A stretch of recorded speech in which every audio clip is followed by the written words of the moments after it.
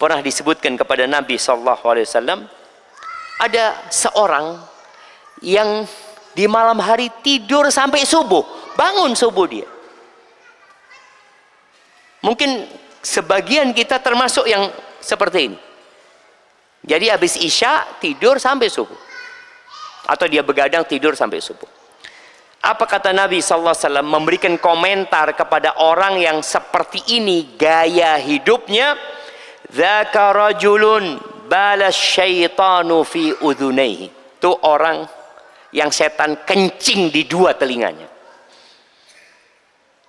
Jadi kalau antum nggak punya sholat malam jamaah, bangunnya subuh, antum harus bersihkan kuping antum, najis. Ada kencingnya setan. Cuma kencingnya setan bukan dalam wujud basah ya, antum jangan lihat, loh kok basah ya kuping, enggak jamaah.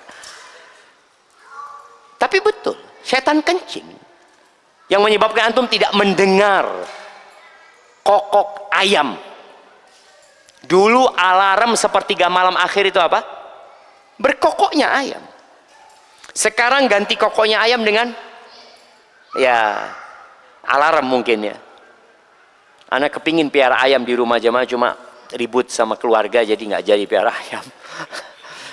Karena kita mau piara tapi nggak mau bersih-bersih katanya. Ya bermasalah juga. Cuma betul, antum kalau bisa piara ayam, dia akan bangun di sepertiga malam akhir. Dan ketika ayam berkokok, dia melihat malaikat. Dan ketika antum mendengar kokok ayam, antum berdoa. Karena dia sedang melihat malaikat dan doa akan dikabulkan oleh Allah Azza wa Jalla.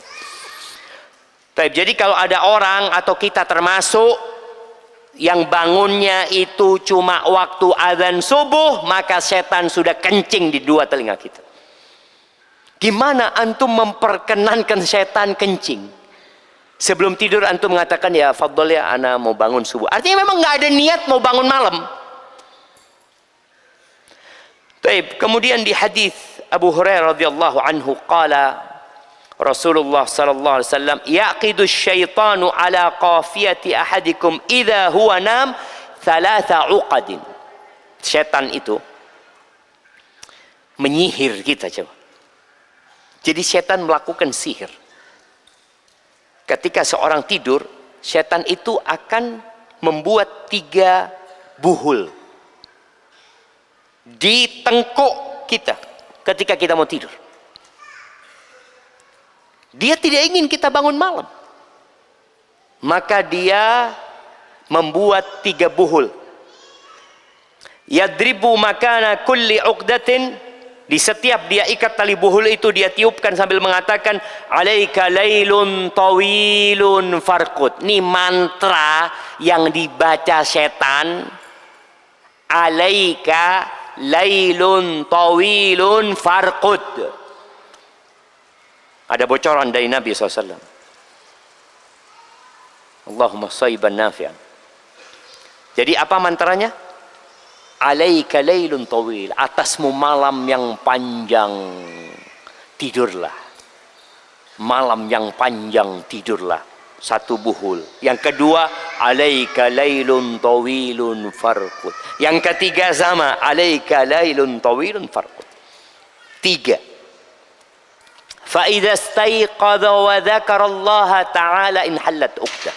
Kalau dia bangun kemudian menyebut nama Allah, dia mengatakan alhamdulillahilladzi radda ilayya ruhi wa afani fi jasadi wa adzina li bi dzikrih. Atau dia mengatakan alhamdulillahilladzi ahyana ba'dama amatana wa ilaihin nusyur. Atau zikir-zikir Allah yang lainnya, maka 1 buhul terlepas. Fa idza tawaddaa, kalau ternyata dia berwudu, dia tidak hanya berzikir. Kan ada orang bangun berzikir tapi duduk aja dia, pegang handphone. Berarti yang terlepas baru 1 buhul.